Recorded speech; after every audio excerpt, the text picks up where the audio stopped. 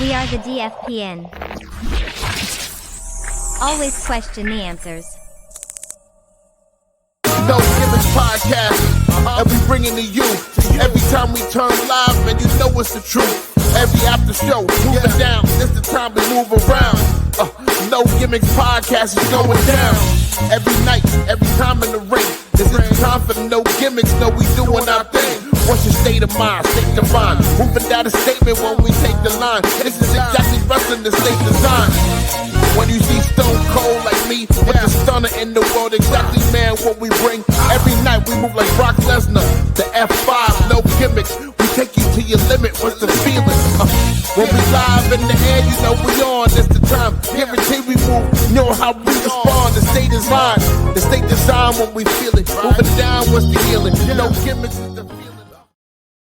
Yo, what is up, people? Welcome back to the No Gimmicks Podcast here on the DFPN. That is right.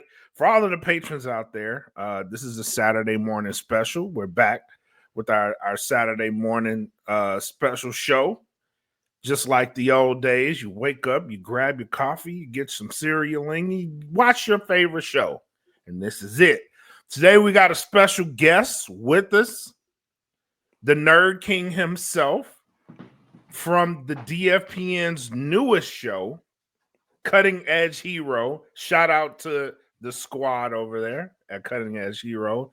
There's a couple other guys that can't be on the show today, but we got the NerdKing himself in there. Welcome. What is up? Mr. Danny, what's up, man? Nothing much, man. Glad to be here. Huge wrestling fan ever since I was a little fella. Got a little lesson in wrestling history from G before we even went live. I'm excited to see where we go with all this. I think it's gonna be a lot of fun. I do have a couple little things I'd like to show off while I'm on here. I used to be a backyard wrestler, and I have both my hardcore titles here and up on the shelf. I'll pull them down and show them to you guys just through like the what we did back in the 90s when we all had our own hardcore backyard wrestling federations. Right. Awesome, man. Awesome. Welcome to the show. Thank you for your time.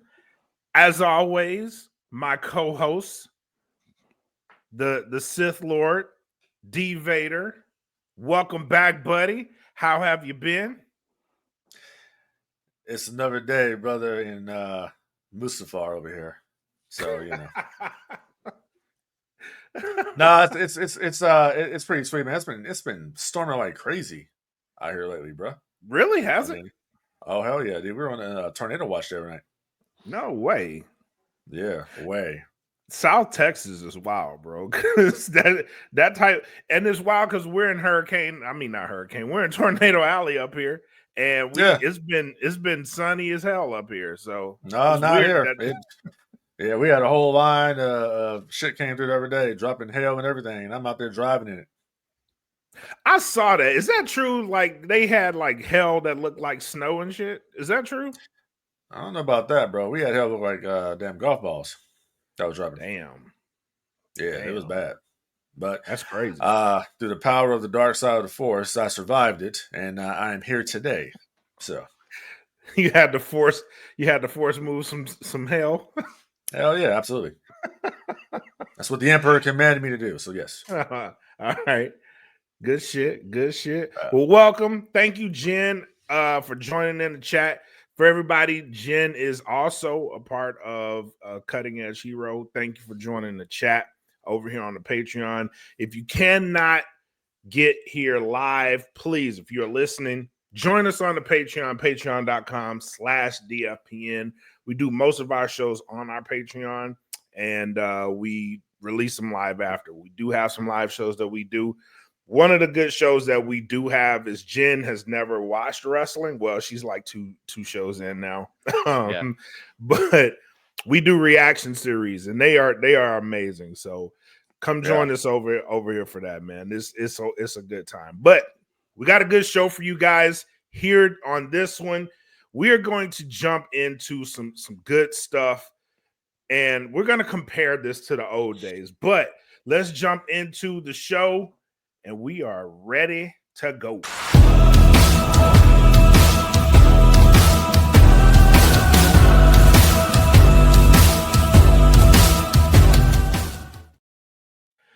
gonna start this with a WWE thing, but this is kind of industry wide because what they're doing is pretty interesting.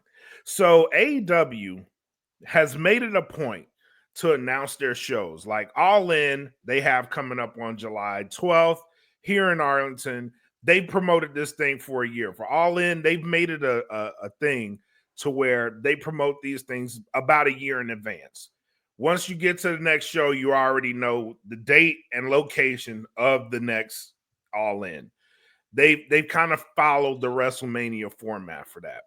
What we have been seeing lately is WWE hasn't been really announcing a regular schedule. What they have done is they've waited for AEW to get their schedule out, and then they start popping up with dates.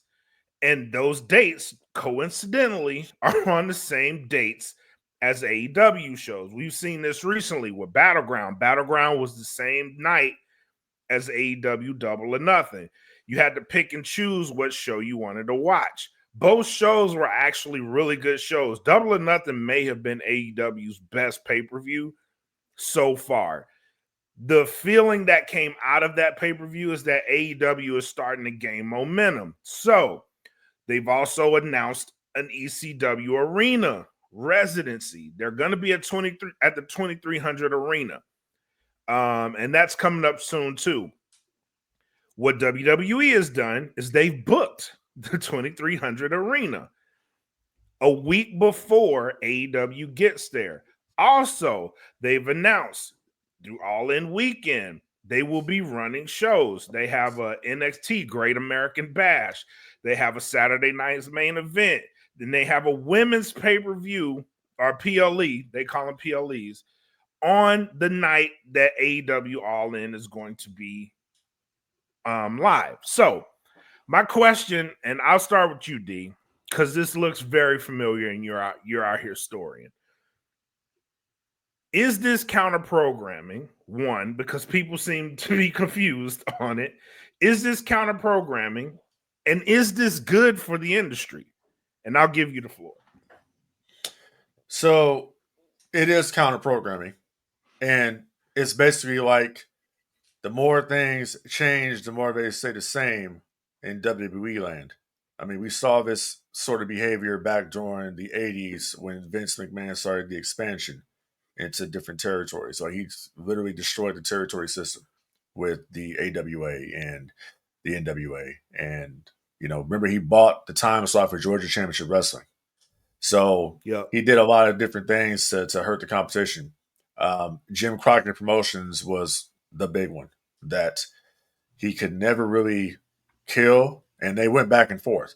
Like WrestleMania 4, for instance. That was real counter-programming. We saw the very first Clash of Champions with Sting versus Ric Flair head-to-head against WrestleMania 4. So I'll say this. Do I think this is good for the industry? No, it's not good for the industry. Because essentially, what is WWE attempting to prove here by doing this?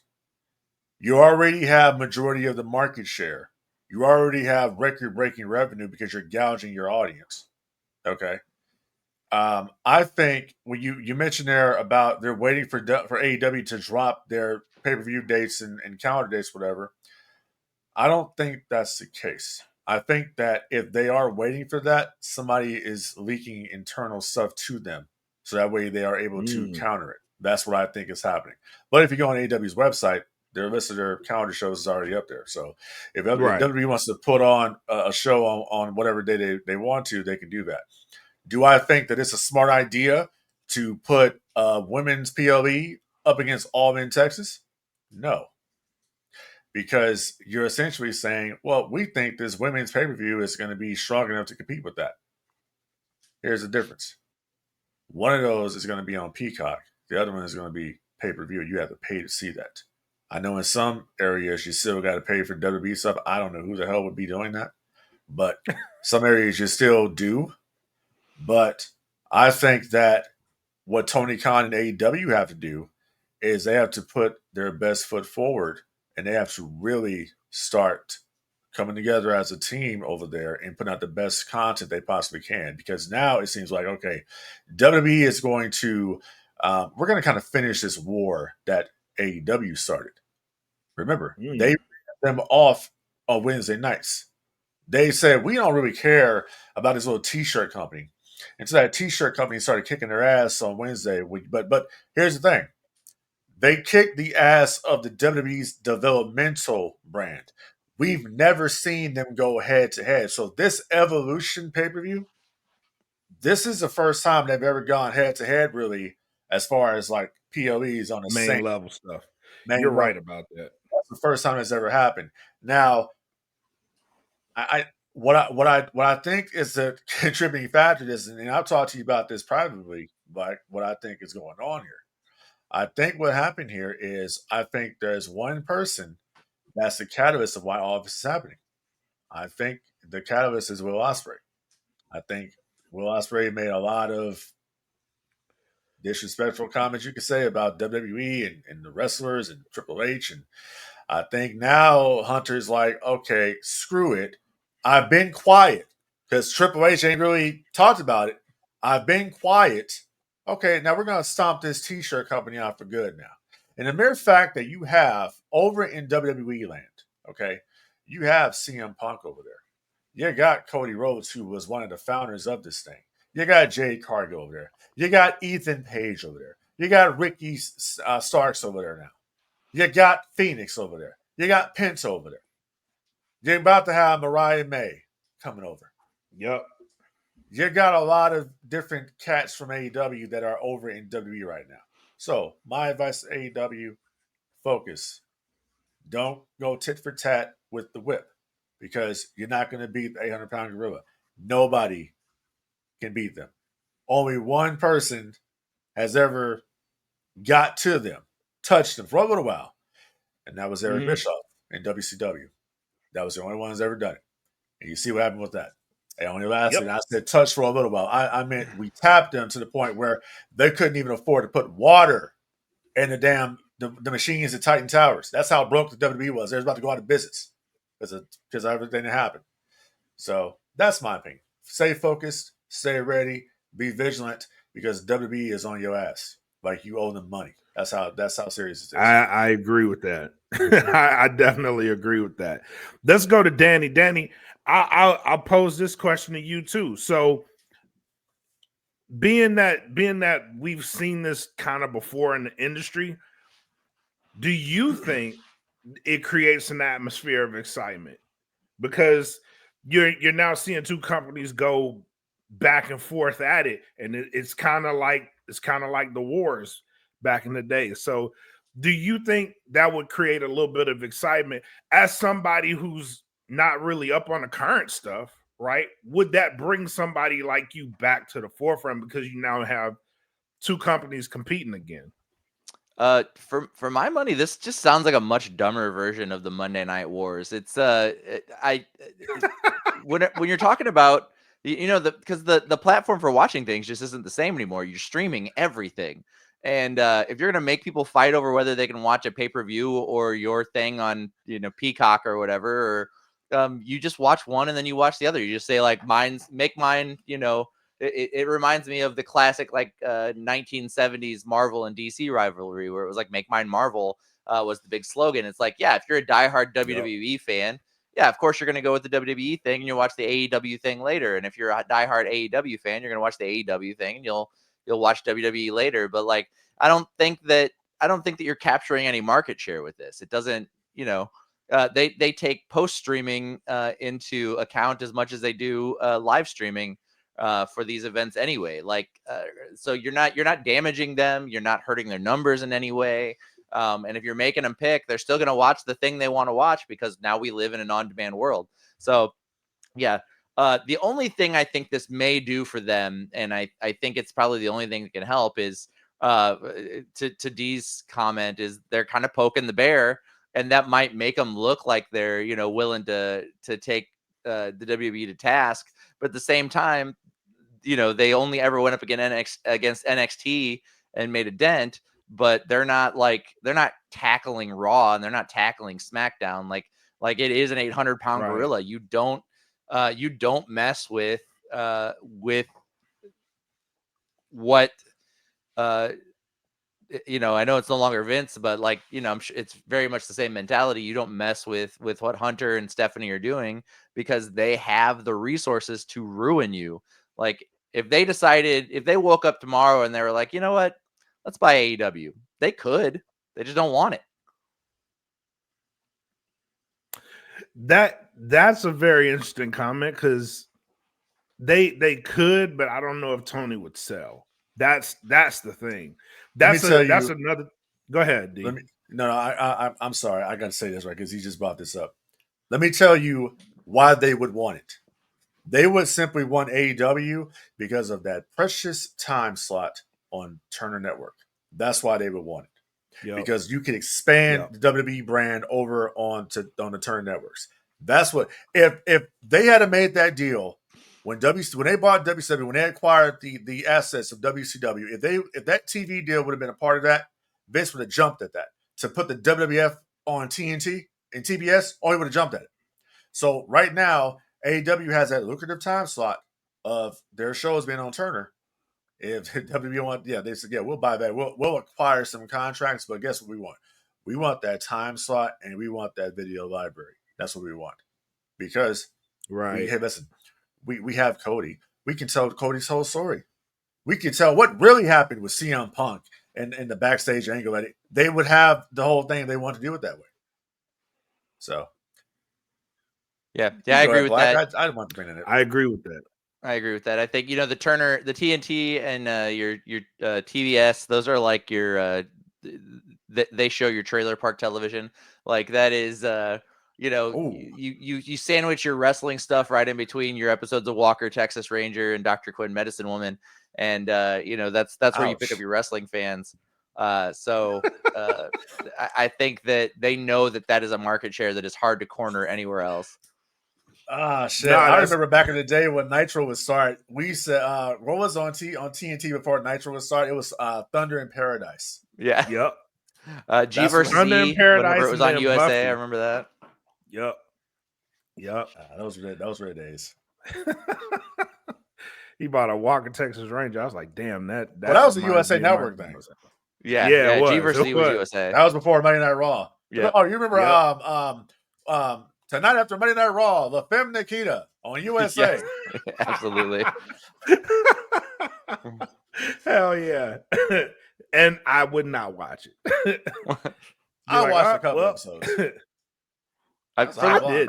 I don't want to go. Like, if that run over, like if they do that run over, I'm out. Soon as some credits hit, I'm out. I don't want to go on a tangent here, but the La Femme Nikita movie is so much better than that television series ever was. Was that right? Agreed. I never saw it. I watched it sometimes, and then they had other promos. What was it? USA Up All Night, and then what was the other show I used to watch on USA after WWF Superstars on Saturday morning? Pacific Blue, the cop show on the beach. That shit. So they had a lot of stuff. Silk Stockings. They had a bunch of stuff that was on there. Man. Oh my god, Silk Stockings. Yeah, man. Yeah, but it's funny. It's funny to me that we're starting to see this again. But for me, I'm of the belief that AEW they started this, but they've kind of trailed off. For the most part, Tony's been quiet. What I would suggest is that they kind of wrangle in the people that's working under him, because you're right. Will Ospreay is, and I don't know if I don't even know if you could blame Will Ospreay for that. But if I worked at a company and I really believed that my company was legit, I'd fly the flag. And I think that's what he's doing. I don't think it's meant to be disrespectful. It's just like, hey, man, I get what they're doing, and he acknowledges. He's like, I get what they're doing. They're doing great. They're selling out arenas. They're making all this money. That's great. I think that's wonderful. But for me, when the bell rings, we're the best there is. And I think if I had a guy working for me like that, I think I'd be like, all right, I get what you're doing. I like it. Calm down, though. Because it's bringing too much attention. You know what I'm saying? Like, it's bringing way too much attention. And now you have these people like they're actively trying to get at us now. Like, I get what you're doing, but chill out. So I tell the whole company, like, hey man, refrain from doing all this referencing the WWE. Calm down on that for a minute. What we have, what we're building is good. We're starting to get back to where we were. We're slowly starting to right this ship because they are. AW, it took them years and years, and even with the Punk and Cody departures, like they're still recovering from both of those departures. Even Cody's especially. They're really recovering from that departure. And then the CM Punk stuff on top of it, it's taken them this long to even start to get the goodwill. I would not put that shit in jeopardy because once you get a company like WWE, you have their attention now. I don't know if that's necessarily a good thing. And that's based off the history that we've seen in the industry. I don't know if it's a good thing for WWE to actually come after you. I don't think you want those problems at all. No, and the thing about it was, and just like he said here, um, you like I mentioned earlier, you went up against their developmental brand. You have never Yep. proven yourself against SmackDown. You never proven yourself against Raw. This isn't the same thing it was like with WCW.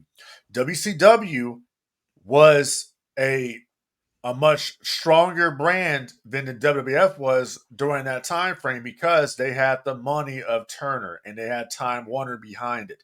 That Yep. was a lot stronger base than what the WWF was. WCW, under the Turner umbrella, was a publicly traded company. Because when Turner Network Television and our Turner Broadcasting Systems, they merged with Time Warner. Remember, they became what was it, Turner Time Warner? What was the first merger they did? Yeah. They went later on, and that was like, what was it, 90, 96? The merger was done, I think, in like 97, 98. Yeah. So that's really when 98 is when that whole thing went down, and that's when the network started getting in WWE's business, telling Eric Bischoff what kind of show this is going to be. We're not going to go the risque route that they went. See, here's the thing. WWF got to where they did during the Attitude Era, number one, because a lot of it, they copied ECW's format of what ECW was doing. Yep. But number two is because they were desperate, because they had been doing the clowns and been doing Skinner and the garbage man and the hockey player and all these different, all these different cats here that wasn't working anymore. The new generation wasn't working. You two dudes from the new generation went down there to WCW and started a whole revolution called the NWO. So when that happens, the WWF is desperate. All right, he's secretly talking to Paul Heyman and funding ECW at the same time, but people are getting in Vince's ear. We got to do something right now. WWE, they're not desperate. They have majority of the market share. They're now trying to stomp out. They already bought AAA, so they're trying to stomp out. Why would you go buy AAA? Well, because you know what? We know that AAA don't like AEW, don't like Tony Khan, so we'll go down there and make a deal with them because we've always wanted to invade Mexico and get the Mexican audience, so we'll go and do that, and we know they have a relationship here with CMLL. It's only a matter of time before something happens with WWE and something in Japan. It's not going to be New Japan, but it's going to be something in Japan. They're going to strike everywhere they can at AEW. That's what this is going to be. Tony Khan says that it's not going to end the same way. It's not going to be the same. Bro, this is much more of a serious threat than it was the first time with WCW.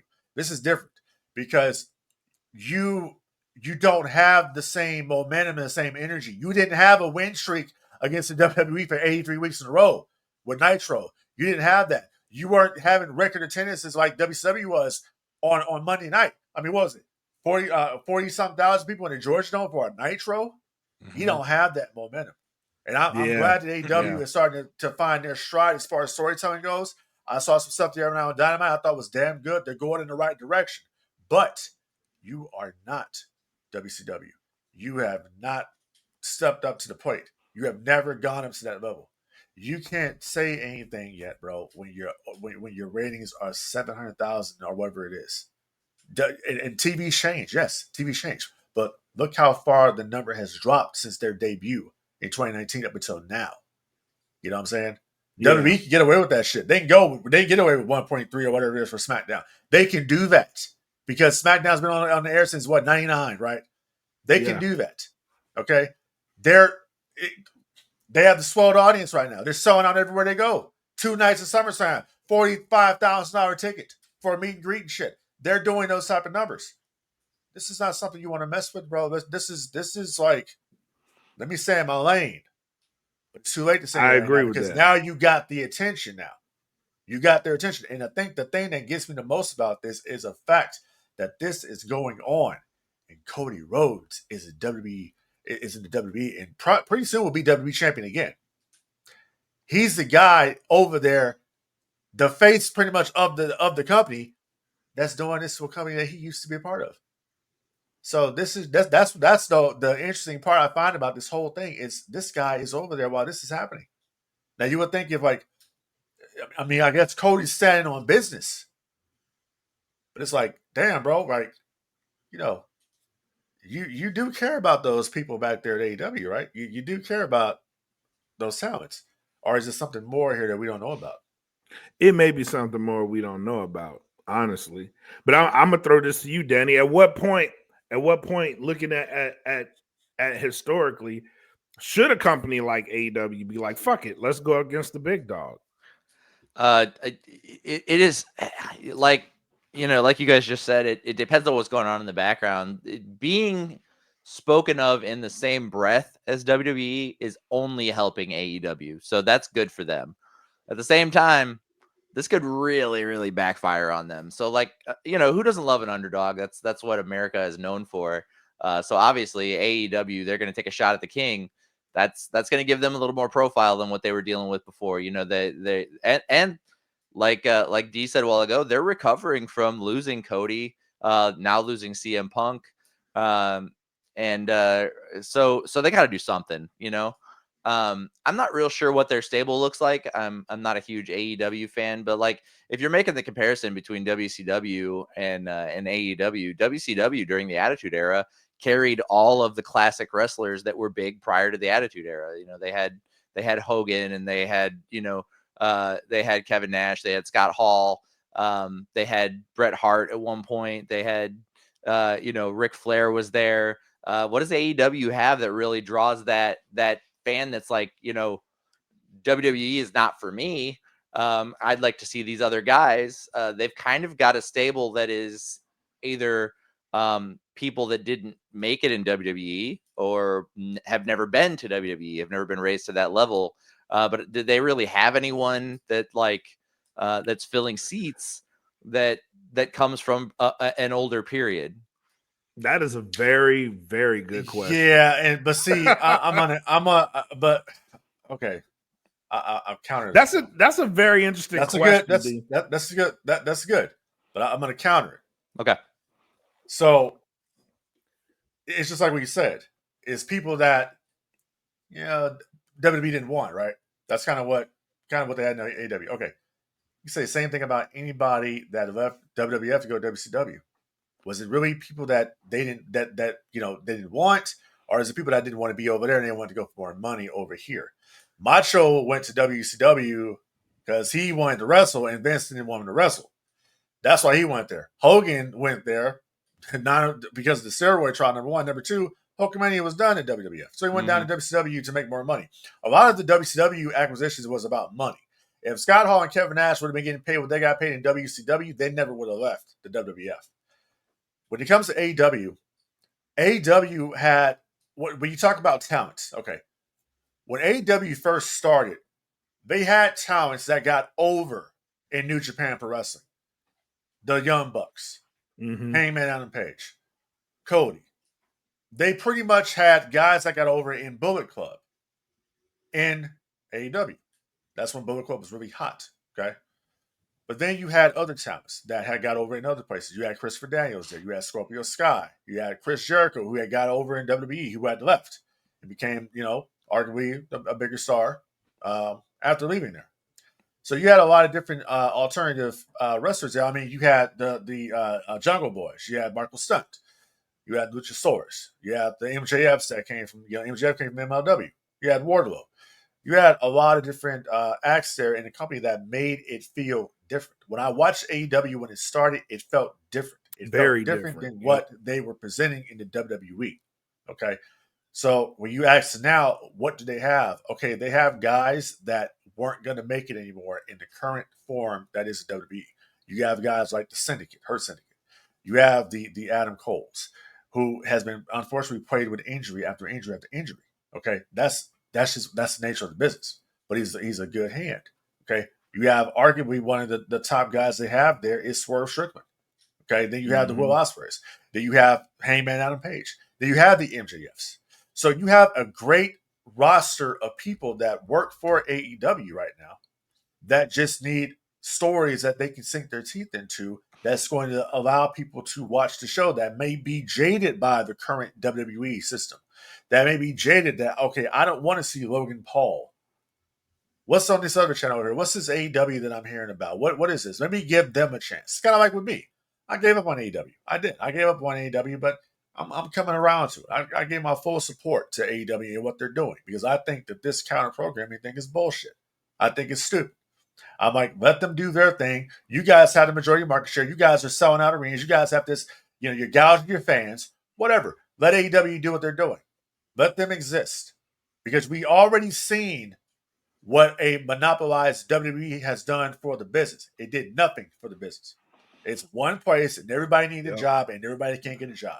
First, ECW goes out of business because of bankruptcy, because Paul Heyman didn't tell anybody what was going on. He has a job, though. Goes to the WWF. Tommy Dreamer and them are left to hold it down, like close up shop. WCW goes out of business. All this talent, 200-some wrestlers on the market, only WWE, and WWE ain't hiring everybody. So what do? Well, we have nowhere to go. We'll go NWA Wildside. Oh, we'll form a new company, NWA TNA. That's what happens. So we saw this. So we went through all this crap that we went through to get to these guys forming AEW. And now it's time, in my opinion, out of all the disrespect, it's time for AEW to fight back now. It's time, maybe it is time for AEW to step to the big dog. It's like Scott Hall said. Like Scott Hall said on Nitro, you want a war, you're going to get a war. If that's what you want. Because here's the thing. Tony Khan has money. He got resources. Khans are a very rich family. They got money. Okay? TKO is they're kind of money hungry, but they don't like to really spend. They like to cut. Yep. So start throwing some money at people that you need to get in order to win this war. Hogan, Bischoff went and got Hogan to help fight the WWF. Bischoff, history lesson. Ted Turner asked Eric Bischoff. Bischoff went to a meeting one day with Ted Turner and asked him, hey, Ted says, Bischoff went there to talk about international broadcast for WCW. Ted Turner cut him off and says, what do we have to do to compete with the WWF? Bischoff says, I don't know. Give me live TV. Fine. Put you up there right against Raw. That was the thing that changed it. That was like, oh, shit. Because now it's being done to Vince. Because now Vince is like, any documentary you watch, man, I don't know if you've seen it or not, but any documentary that they've ever done, they've always painted themselves as this mom and pop organization in like a goddamn welfare case. And we had this big old Ted Turner that was trying to put us out of business. But Vince never mentions all the shit he used to do to all these other different territories. How he used to try to run them out of business. So Tony Khan, fight, brother. You got to fight. Absolutely. I agree with that. Let's go to the chat real quick because we do have a question. Shout out to Jen for asking this one. Do you think AEW is more genuine? Do they seem to low-key demonize WWE? I'll answer this one. I don't know what company is more genuine because you never know what really, if it's good, if wrestling's good, you really never know what's real and what's not, right? They could just be presenting something. The perception is everything is a work. But when you have two companies like this, and this is the reason for this show, when you have two companies like this that are operating at high levels, because AEW does operate at a high level. Once you get to that type of level, right, it's competition. And really in competition, almost everything is fair, right? You have to get the eyes on your product. And that's what D is saying. You have to get eyes on this product. With AEW and the roster that they do have some very talented people. Some of the best wrestlers in the world are on this roster right now. And the thing that they were missing is the thing that they are actually working on right now, and that's the storytelling. When you get compelling stories mixed with the in-ring action that you have at AEW, you have a formula for something special. Whoever it is that is operating in the background of AEW right now, I hope that they realize this and they are trying to capitalize on it. That's the perception right now. They are working on giving you better stories, and it's starting to show. If they continue this trend, you will have something interesting, because I do think if you get good stories around this roster and everybody starts to count, you can go at WWE. You can go head to head with them. And at that point, it's about what story is better. For WWE's thing, since WrestleMania, the biggest issue with WWE has been the storytelling. These things, the John Cena storyline hasn't really hit. People are starting to complain about that. And it's kind of a momentum thing on both companies. When both companies are performing at a high level, everything else in the industry rises with them. WWE is really the big tide. Once it rises, everybody else is going to rise with it. So a lot of it depends on the success of WWE.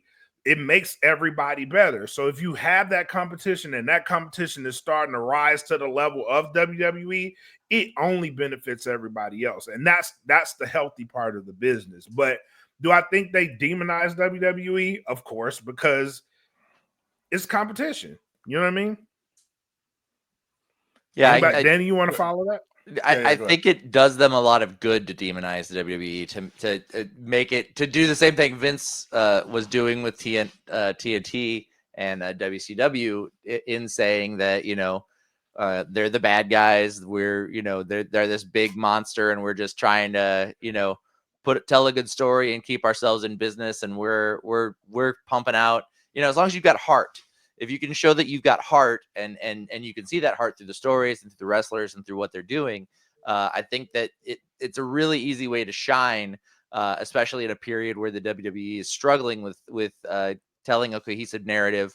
And to the like John Cena thing, a guy who's like got a Guinness World Record for helping kids at in like the Make-A-Wish Foundation with a heel turn, that's a really hard thing to sell. Like, it really is.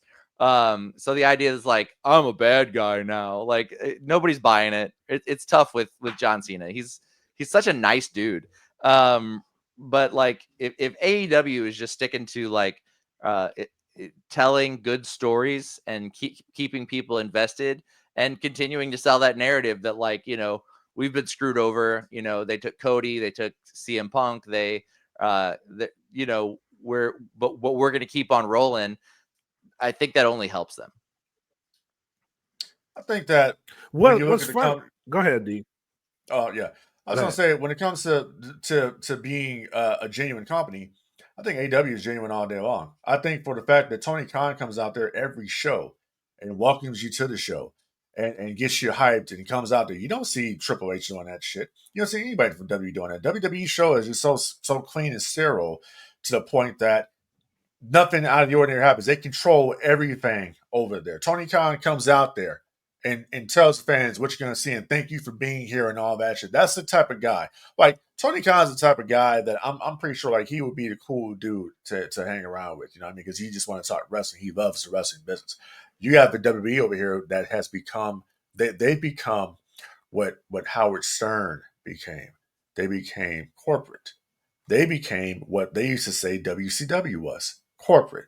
The old, they Turner Time Warner. That's what they used to say. Oh, WCW. That was what they used to do, right? Well, that's what they are. They're now this big ass corporation that's no longer run. It's no longer run by the McMahon family. So it's not necessarily the Triple H and Stephanie show. No, it's not. It's the TKO show. It's whatever they want. It's Triple H can be gone just like that. You know what I'm saying? They have no power. That's the difference here. Tony Khan has all the power.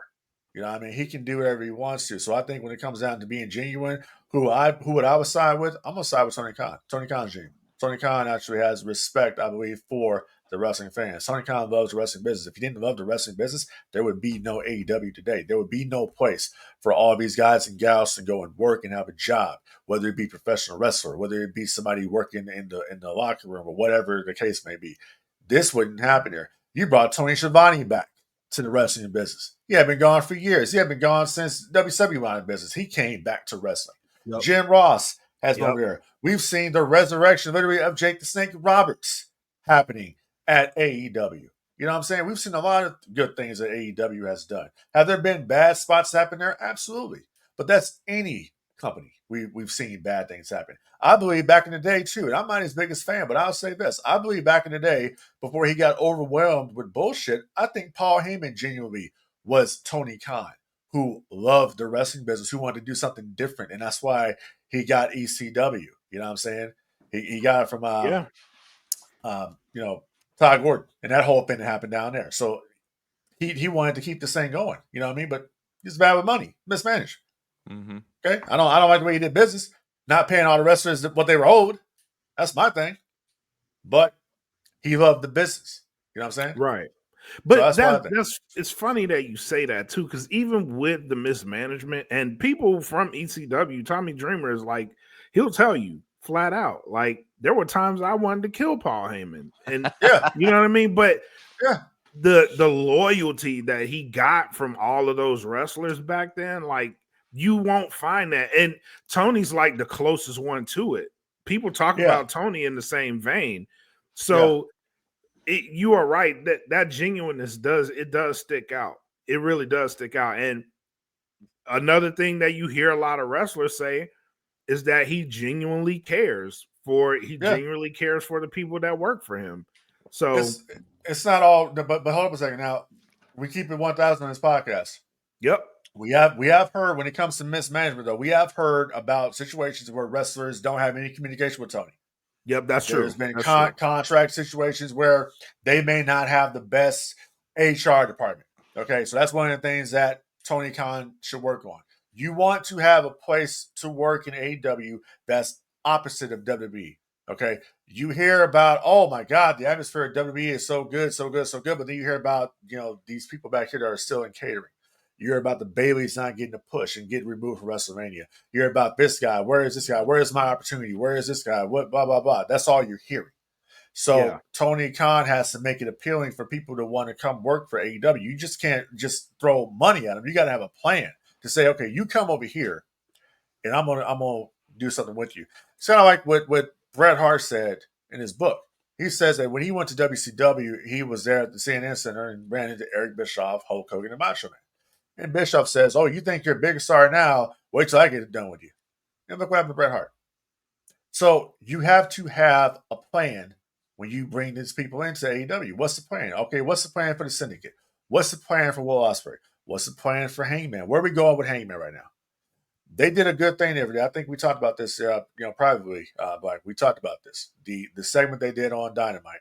Phenomenal. Between Ospreay, Swerve Strickland, and Hangman Page, where they're putting it all on Hangman. That's the story they're telling here. Hangman's the most important here. We have to get this title of Moxley.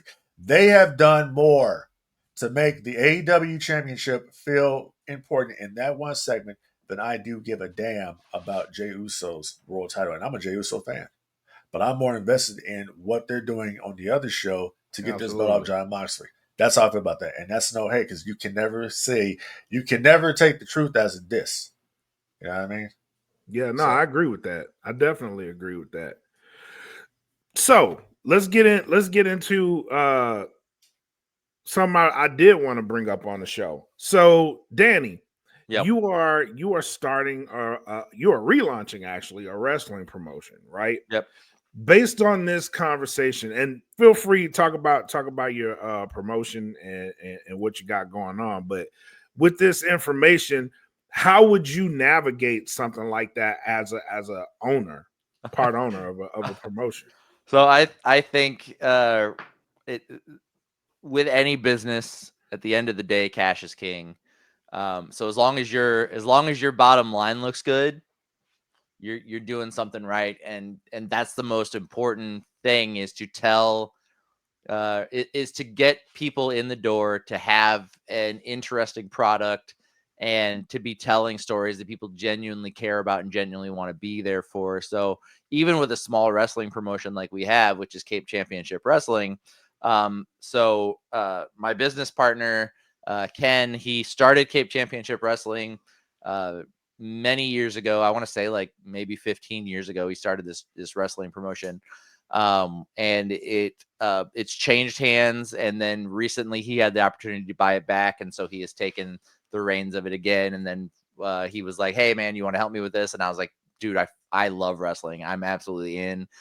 So what we are hitting the ground running with this promotion is we're rebranding. We're working on some new ideas for it, and then we're working on bringing that energy and bringing that excitement that the old ECW brought, that the best parts of the WWE brought, around the Attitude Era, and really that what we've been talking about this entire time is good stories, good production value, something people can get invested in.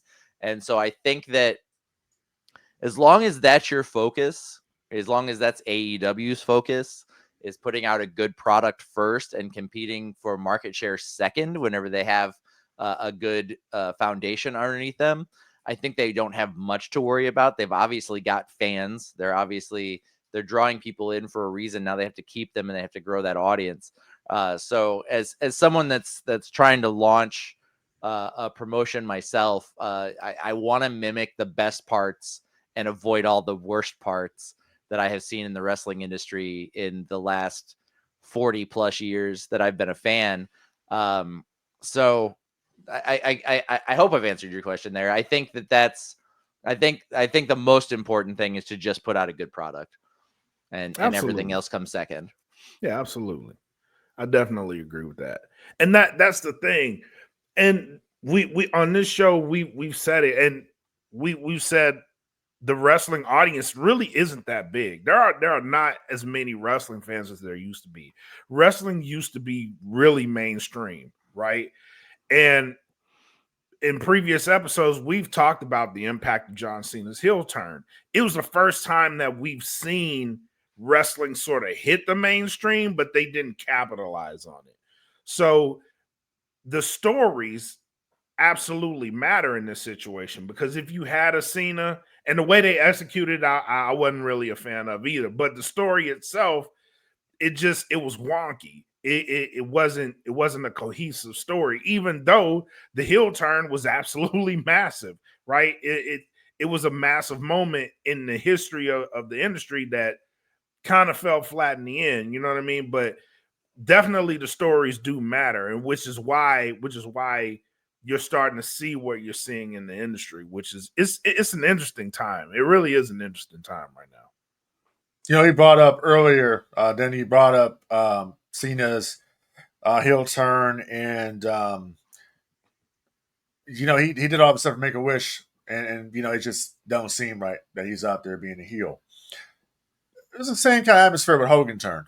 Same thing. Yeah, And I was thinking that. Yeah, Hogan originally Hogan did not want to turn heel. Like, they came to him about, I believe they said, a year before this happened. Bischoff went to Hogan's house and asked him would he consider turning. I think this is around the time they were feuding with the Dungeon and Doom angle was happening in WCW. Yep. So he asked him would he consider turning heel, and Terry, Hogan said, "Brother, until you walk a mile in my red and yellow boots, you do not understand what you're asking me to do." Because he already established Hogan was the Make-A-Wish guy. Hogan was the guy that was doing all the USO stuff and everything. So he was well established as that guy. So he basically kicked Eric Bischoff out of his house for even suggesting that he turn. Wasn't until Hall and Nash get down there and Hogan's foundering, and then that's when they turned him. He decided to go. And they had they didn't know. They thought, if Sting was the backup, if Hogan didn't go through, it was going to be Sting. Mm-hmm. So Hogan did it. And quite honestly, I think we can all agree cutting the man Terry Bollea from the character Hulk Hogan. Hogan pulled it off better than Cena because Hogan had a legitimate reason to turn. If you look at Hogan's run on WCW, up until that point, he had been legitimately getting booed. And that's the controversial thing that I have with John Cena's turn. John Cena said in the promo the reason why he did it, first of all, The Rock wasn't there, but we'll go ahead and take The Rock out of the equation. The reason he said that he turned was because the fans had been awful to him. Okay, bro. Every time you've come back to WWE television, they've cheered the shit out of you. They have gave you that pop. They respect you because you have been gone away, so they miss you. So the it's kind of lame. And then the segment on SmackDown last night, the people were behind Cena. Like, what is? I mean, but it was so much so they almost started cheering Logan Paul, bro. Like that shit was wild. That's what I'm getting at here. So it's like I'm thinking to myself real quick, fantasy booking. That's what we do on this show here. I'm thinking to myself, well, how the hell do you turn Cena back into a babyface? Because you know it's going to happen. It's kind of like Robert Downey Jr., right? You know Robert Downey Jr. is not coming in to play Doomsday. You know he's going to end up being Iron Man again, right? This is some multiverse shit that we're dealing with right now in WWE. So, bottom line, it's going to happen here. Okay, you saw the foreshadowing last night. The way you're going to turn Cena back, it's going to probably be involving Logan Paul somehow. That's the way you're going to turn him back. And if it was me doing the story, I'm turning Cody. Cody was really the real bad guy. Everything that Johnson said about me was everything he said about me was true. I'm the bad guy. That's how you do it. And Cena versus Cody will be John Cena's final match. With the double turn. That's what I would do. It makes the most sense. I've said that too. I've said that Cody should have been turned. In my opinion, he should have turned the Well, that's the problem he had in AEW. He didn't want to. He didn't want to turn. And I'm like, listen, Hogan was a bigger star. Hogan didn't want to turn. But you know what got Hogan to turn? Just the mere fact of all that money I can make to turn. And that's what he did. I mean, dude, did you guys look at the WCW contract the guy had? I mean, he was getting paid to wear an NWO shirt. Did y'all know that? There's like I think that was like $30,000 every time he wore an NWO shirt on TV. Yeah, that's the deal the guy had. It's crazy. So hell yeah, crazy. Man. So merchandise. The Hogan heel turn was so watered down, like that the thing that made Hogan a great heel is the shit he was doing backstage, like refusing to lose to Sting after that story build up, all that kind of stuff. Like he was a very selfish wrestler. He wouldn't put anybody else over.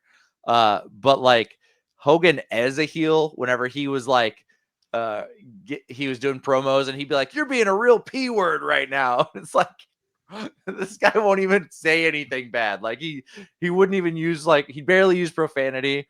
They couldn't do that on Turner. I know that was very limited on Turner, but it had the same energy as when Sandman came to WCW and his hardcore matches. Hack. Yeah, hardcore hack. When he came to WCW and his hardcore matches were with rubber tip barbed wire, like that. Hogan's heel turn had that same energy on WCW. It was like, yeah, he's a heel, but like in this universe, people aren't, that is interesting. Aren't give me a hell yeah, it's not you some bitch, like there was none of that there. It was like I can't rated PG heels. I gotta stop you on that one, bro, because I gotta stop you on that one. The heat that Hogan had at Bastion Beach when he turned, they had their ride on their hands out there. You have to go back and look at that. Like you and Jan, you guys got to review that match. No, dude, I'm with you on that. I know it was big when he turned, but maintaining that heel persona was not. Oh no, he maintained it though. That's what I'm saying. He did maintain it because every time it came out there, they had heat, and people would throw shit in the ring. You got heat when people want to come after you at the barricade when they want to kick your ass. That's how you know you had heat. So he did maintain it. Now I get your point. You're saying that it was a more PG kind of heel turn, but you got to remember the era that we were in. WCW was a PG show, That is so true. they didn't even allow blood on Turner. Vince didn't allow blood either. They were both PG shows. They didn't have that. ECW had the edge on that, so ECW was on the more risky stuff. But guess what? ECW didn't have the viewership that WCW did or the WWF did. They didn't even get that viewership until their wrestlers started coming to the WWF show in '97. Remember when Sabu came over, Taz came over. Remember when Raw became ECW? That's when they started to get that whole thing. So you kind of keeping that. Hogan kept the momentum for the heel turn, I would say, until where it kind of jumped the shark was the middle of '98. Now, when you go real quick to Sting, there's a bunch of different factors as to why Hogan didn't want to do the job for Sting. It wasn't that much that he didn't want to do the job for Sting. It's like he says, and Bischoff has said this, Sting's mind wasn't in it. When they got to the MCI Center that day in Washington, Sting's head wasn't with it. They said, this guy is like, dude, I'm about to pass the torch to you. I'm about to give you the belt, and you're not even excited about it. Like, what's going on here? And Sting has admitted that he had a lot of issues going on, personal issues that he was dealing with at the time. I think Hogan saw this and was like, this dude ain't ready. Like, we've been building this and building this and building this this entire time, and this guy ain't ready. You know, so that's just the thing here for fans of No Gimmicks. I will come out here and bury Hulk Hogan, but I will actually put the son bitch over too when it needs to be put over. Yeah, because I will defend the fucker when I have to defend him. So they claim it was a tan. They claim he wasn't tanned. Sting looked okay to me, but they said his mind wasn't there. But Sting admitted that Sting became born again in '98, so he admitted that he had a lot of issues going on there. So. It ain't the same thing like when Warrior got it. Warrior was excited as hell. He was crying. It was the complete opposite with Sting. That's what they say. I don't know. But teach your own. He was a good heel behind the scenes. I agree with you. The thing with Hogan, man, I was, boots on the ground for that. The thing that made it work is that I was so pissed every time that Hogan won over Sting. Whenever, so like, we're talking story, right? Yeah. Sting drops in the middle of the ring, and the entire NWO is in there, and they're running scared. Like, he's beating the shit out of all of these guys and getting them out of the ring, Hogan included. And then you put him one-on-one, and Hogan legitimately just fucking beats him. Like, how does that make sense? This guy is beating 12 guys, dropping him, and I know it's just story, but like, this guy's dropping in the ring, beating 12, 13 guys, the entire NWO stable. Whenever the Giant was part of it, you got Kevin Nash and Scott Hall, like wrestling legendary wrestlers, and Sting's clearing the ring, and then he gets a one-on-one with Hogan, and Hogan just like beats him, like legitimately, doesn't even have to cheat most of the time. It's like, how does that fucking make sense? Like, this you're is you're talking about, we're still talking about Starrcade, right? I'm talking about every time this happened, because it was multiple times, and it was why I was only remember, and I was a Hogan fan as a kid, and it was every fucking time that they would get in the ring together and just be one-on-one. I only remember, so the first encounter they actually Sting and Hogan actually wrestled was on Nitro in '95. It was a DQ ending. That was when the Dungeon of Doom got in the ring. Second time around was Starrcade '97 when they did that crazy count from Nick Patrick, which was supposed to be a fast count, but it was a slow count. It was a normal cadence count. The third time they actually wrestled was going to be Super Brawl '97 or '98, excuse me, where Sting beat Hogan for the title with help from Randy Savage. The next time after that they wrestled was going to be Fall Brawl '99, which Sting beat Hogan and Sting turned heel. So I don't know, dude. Hogan never beat Sting all those times. That didn't happen. Maybe I'm misremembering, but I feel like if you want to talk about Macho Man, like, Nitro, Macho Man never got a victory over Hogan. You're muted, buddy. I'm muted. My mic's not working. Sorry, no, that's me. I was like, that is true, because I used to be. That was what I used to be pissed at. Yeah, Sting actually got some wins over Hogan. Macho Man never got a win over Hulk Hogan. That never happened. Macho Man won the championship at Spring Stampede '98 and lost it the next night on Nitro to Hogan with help from Bret Hart. So damn, I just gave you the whole history of Sting and Hogan. I feel like there were some Nitro matches where it was just Hogan and Sting one-on-one, and Hogan got over. Like, I I might be wrong, but I There was know a like beat. may So be thinking there was about- a beat down. There was Yeah, they did yeah, a you may be beat thinking down about beat angle downs. where the NWO beat Sting's ass. That Yeah, happened they a beat the couple weeks shit out before of Sting. Starrcade. Yeah, that's when they first got him. When the entire NWO beat him, and Hogan was like, "I'm the man. I am." Because God. Sting was running through the NWO, but once he Yeah. actually got to Hulk Hogan Yeah. beat the shit out of him. Right. That I do remember. Because Hogan had to get his heat because the entire time Hogan had been like, people don't realize this about Hogan. Hogan had been getting dropped by Sting every time they got in there. Like Sting would drop him. Sting was like fucking Batman or some shit. Mhm. Every time he got in there, he was just dropping the NWO, dropping Hogan. So those matches that I mentioned is the only time that they ever wrestled. That was it. The other times it was like a tag match here, a tag match there. Sting and Hogan wrestled on Nitro one time when Sting was in the Wolfpack and Hogan was NWO Hollywood, and then that's when Bret Hart came out, DDT Sting, and turned heel again, siding with Hogan. They wrestled that time too. So every time that they've ever wrestled, honestly, and then there was a Nitro match on Nitro in Baltimore the night after Starrcade '97. They had a rematch. Sting was champion. That match ended in controversy, which would then lead to the rematch at Super Brawl. So Hogan never, outside of that fast count, 1, 2, 3, he never actually really got a win over Sting. Interesting. I don't remember it that way, but I mean, you got facts, so. But as a fan at the time, I just remember being pissed that Sting couldn't get over on Hogan. Fucking Lex Luger. Let's hold up a second. So we're going deep in a rabbit hole real quick. So let's talk about Lex Luger. Lex Luger, WWE Money Nitro, beats Hogan in Detroit on Nitro for the world title, right? Loses it a couple days later at Road Wild in Sturgis. You talk about bullshit. They're like, damn, you only get the fucking title for less than a week, bro?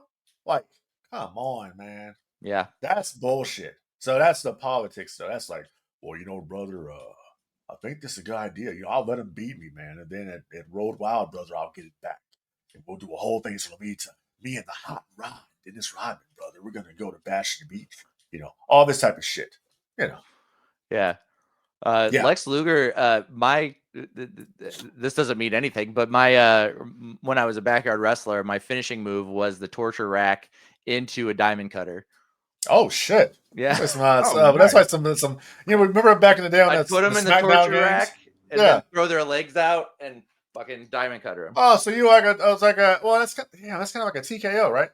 Kinda. Nobody does that move specifically that I have seen, but so he's like you do a torture rack and then spin around for a diamond cutter. I do a torture rack and I'd throw their body over my shoulder through the air, so they do like a cartwheel over my shoulder, and I grab their head and that seems like some shit you would make on WWE SmackDown when you can make moves. Create a wrestler. It was pretty it was visually appealing. Definitely. Yeah. Good move. But anyway, that's neither here nor there. Nah, that's dope, man. That's a dope finisher move. I might be dusting off the so my wrestling name was Killer Clown.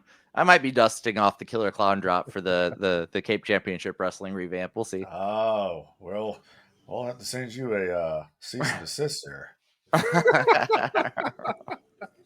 I've been, since I've gotten into streaming and content creation, I'm waiting on my first cease and desist so I can frame that fucker. So please do. Yeah, they can go fuck themselves. All right, man. We're giving you fucking advertisement jack-offs. I know. All right, man. Let's jump into these final shots of thoughts. For sure.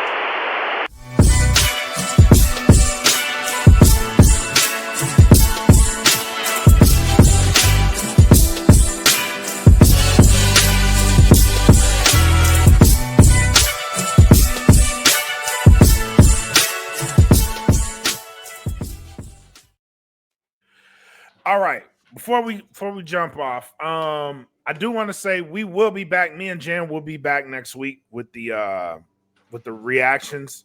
I think we're gonna do Bash at the Beach. I think should. I think that's a good one. That's a good one. Based off this episode, that's a good one to jump into. So we'll do Bash at the Beach 96.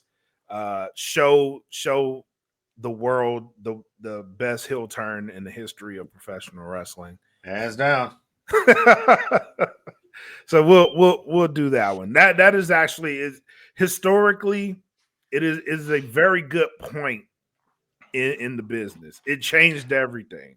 It really did. I'll tell you a second heel turn that was actually pivotal as well. That a What's lot of people that? don't talk about. Andre the Giant. Oh, with Hulk Hogan? Yeah. Oh, absolutely. Absolutely. Mhm. Absolutely. And on the slick, it's kind of what they were chasing with Cena. Hmm. If you think about it, because Andre Giant was beloved, man. Very much beloved. I don't think people really wanted to boo Andre either. It's just he was in the ring. And that's the thing, too. You need a credible face to do that shit with. I don't think you But he was a had that. heel in real life. Right. Right. But he was a heel in real life, though. Yeah, I know. Yeah, he's an Cena is asshole. too. Yeah, well. Cena is too. But what I'm saying is, like, he was so beloved, like, the world over. So when he turned, it was shocking because it was against Hulk Hogan. But you don't have anybody on the flip side of John Cena that you can compare that shit to. So people don't really want to boo John Cena. They really don't. And that proof of that shit was last night. It's like the guy makes too much fucking sense for me to he boo does. him. That's the problem. That's the problem. That's the gag. Yeah. He makes too much sense. Like he's telling you, you're a John Cena wannabe. You're a John Cena wannabe. Oh, and by the way, you're lazy. Yes. That's because that's one of the criticisms people say about Jey Uso. Is that he's lazy now because he, whatever. I don't know, say he's lazy. I just think he's the yeet thing. Because if you look at him and you look at Jimmy, I don't know. Jimmy has more character, bro. I'm gonna just put it out there. Oh no, he does. That's what I'm saying. Jimmy, but you know what I think? I think Jimmy. I think what's hurting Jimmy though is Jimmy don't have a story. Yeah, and I don't like the story they're going to tell you. It kind of seems like they're trying to do a bloodline kind of reunion right revamp. now. Yeah, Revamp, and I just don't think it's going to work. This time around with that, I think that the obvious thing is going to be Jacob signing with Jimmy. That's, I think, the story. Because you know what has going to happen. They keep dragging this shit out. You know the fans want to pop big for Jacob when Jacob turns. Yep. You know, they know this is going to happen, but they're dragging this out. And that's one of the problems, bro, is the storytelling is at a snail's pace in WWE.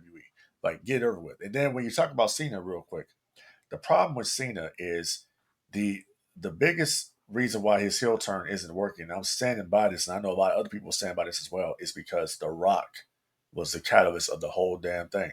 Absolutely. And without The Rock being there, and without The Rock's explanation of why this happened, I'm pretty sure, Danny, you starting up your company here, you guys are not going to have any open-ended stories where you don't have a reason why things happen. You're going to have a reason why this shit went down.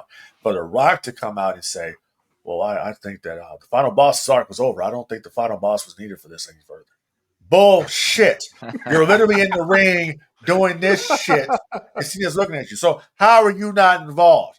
And it's like, oh, we can't, the final boss is not going to be a part of it. We'll send out 110-pound, anorexic fucking Travis Scott out there to let him go out there and do something with, Cody. So he can slap the shit out of Cody. So he can slap the shit out of Cody. I'm like, okay, well, no one gives a damn about you, bro. And it's like, if you want to be accurate about something right quick, let's just put it like this: Money in the Bank tag match, right? Why is John Cena not teaming with Travis Scott to face Uso and Cody? Wouldn't that bring eyes to the product? That's what TKO loves, right? They love bringing anybody. They love bringing any old Netflix jabroni on the damn show, including the ones that have buried fucking wrestling in the past and say, why the fucking people are watch this shit, and you have this asshole on the show promoting his damn show on Netflix. But that's disconnect. Yep, disconnect. All right, Danny. What you got? Plug everything that you got going on for the people out there. Let them know where they can find you. Once again, man, thanks for coming on the show. Thanks for having me. This was fun, man. But let the people know where they can find you. Plug away. Okay, before I get too far into that, I promised I'd show them. Here's the Extreme Wrestling Federation hardcore title. You see, it says clown. That's from whenever I held it. You had This the is plate on there? That's awesome. This is the classic WWE heavyweight title belt that I converted, and this one is actually legit. So this we changed to the VWA. We were the Extreme Wrestling Federation, and then we changed to the Violent Wrestling Association. But this right here is actually I don't know if you can see the plates on the side, but this is actually a steel chair that was wrapped around my head. I cut the seat off of it and made the belt out of it, and then all of the stuff holding the belt pieces on is barbed wire that I cut apart and used to hold it together. So that was our hardcore title for that. You took a steel chair that you got hit with, Yeah, and made a belt out of it. Yep. That's crazy. Yeah, it's steel chair and barbed wire. Creative. So yeah, this was that is creative. Wrapped around my head at one point. That is creative. Thank you. That is very creative. That's dope. But, you can find my crazy ass and all of my friends on Cutting Edge Hero every Wednesday at 7-ish. And you can find us on Facebook, YouTube, Twitch, as well as we are working on getting the episodes up on TikTok. I say every week we're going to figure it out, and every week I forget to do it until the show starts. But you can also find me at Cape Events. We have the 20th anniversary Cape Con coming up November 7th, 8th, and 9th. We announced Janet Varney, the voice of Avatar Korra from Avatar, The Legend of Korra. And then yesterday on a live stream, we announced that Greg Baldwin, the voice of Uncle Iroh from the original Avatar, and then also Legend of Korra, is joining us. We're also working on bringing some more guests in. I can tell you guys exclusively here on No Gimmicks, we are working on getting Mick Foley to the show this year. So we'll see if that happens. Since he was a voice actor on Avatar, and also we always try to bring a wrestling guest if we can. But anyway, you can find me there as well. And then also always on DFPN, wherever they'll have me. So absolutely, man. Absolutely. Oh, absolutely. Yeah. And then June, we're planning to start that relaunch for Cape Championship Wrestling. So that should be coming up quick. And then we'll be trying to get that on all the streaming platforms as well. Absolutely, man. And since you're doing Cape Con November, D cosplay extraordinaire, does a mean Darth Vader. Hell yeah, dude. So would love to see that happen, man. But yeah, man, once again, thank you for your time. Thank you for coming on the show. D, what you got? Bring us home. Well, I am right now finishing the Obi-Wan Kenobi Vader helmet. That's what I'm working on right now. Actually, when we're done here, I got to go out and do some more sanding and priming and shit. I wasn't too keen with the paint job. Had a little bit of some orange peel, what we call it. So, trying to fix that. That's what I'm working on, and I'm trying to print the armor. So I got a lot of things going on. Matter of fact, there's an event going on tonight. Somebody's just asking, am I available to be Vader tonight? I don't fucking know. You can't come up and say, hey, are you available to come out tonight? I don't know. You know what I mean? So other than that, the usual shtick, let's help control the pet population out there. Have your pets spayed or neutered. Don't be lames out there and, dump your dogs and shit all over the place, because I don't really like that. You don't want the animal, don't get the animal. That's my thing about that. Also, don't raise your dogs to be assholes like mine's, because Bane and Kylo are pricks. Cool, man. Bane and Kylo are pricks. Okay, and Bane is a harasser. Bane is a harasser. He's a harasser. But other than that, NerdKing from a Sith Lord, it was nice meeting you. I'm pretty sure that we will work together again in the future once we conquer the Empire. I'm with you. You know what I'm saying? That's pretty much it. I mean, this has been a very good chat. I think that we knocked it out of the park today, talking about this counter programming thing, this war that WWE is starting, and I think that It's going to end a little bit differently, like Tony Khan said. It won't be the same way. They will not go the way of Jim Crockett Promotions. Okay, listen. To be completely honest, real quick, Jim Crockett Promotions went the way they did because they spent too much money. I mean, just be honest. That's what they overspent. When everybody's driving a Cadillac, and you got Mercedes Benz and shit, and when you got Lear Jets, okay, and then Dusty Rhodes is sitting up there in the office, and he says he goes into the accountant's office. Jim Crockett showed up in the accountant's office, and he went there and shut the door. And then he came out the door, baby. And then all of a sudden, he was white as the ghost. He said, with $3 million in the hole. That's what it was, baby. It had nothing to do with my booking. It had nothing to do with anything I was doing. It was all because they spent too much money, baby. So that's what I put that. Dope, man. Dope. But yeah, man, thank you guys for tuning in. A-Dub. Yes. EC-Dub. WWE. That don't even sound right. No, it don't. They don't even chant that. You imagine somebody coming to my show said WWE. Who the fuck does that lame ass shit? No one. But thank you guys for tuning in today. Good show, you guys. Danny, you're more than welcome to come back on anytime, man. If you want to promote some. Whoa. 1 second. What? I just noticed something. What? You have a Captain America shield back there. Uh-huh. I'm just noticing things. Did you happen to see the new movie? Uh-huh. What'd you think? I thought the second attempt at making Winter Soldier was fine. It was a good movie. Okay. Yeah. It was. I don't think it was winning any awards. I don't think it was changing or moving the needle at all. But I thought it was a decent superhero movie. I wasn't mad about it. What's your real quick? What's your take on James Gunn's Superman that's coming out? How do you think that's going to do? I'm apprehensive. I don't think James Gunn has it in him to make a movie that will give us a good Superman. I think that there's going to be too many dick and fart jokes in it for it to be a good Superman movie. But I say that with the caveat that everything I have seen so far seems like it's going to be pretty good. So I may be eating my hat on that one. So far, the only kind of movies James Gunn has made in the superhero world are Guardians of the Galaxy over and over and over again. So I'm interested to see what he does with the Superman and the DCU. Well, I can tell you this.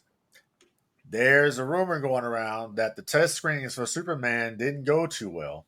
Yeah. And that they have actually gone back and they've taken out 30 minutes from the movie.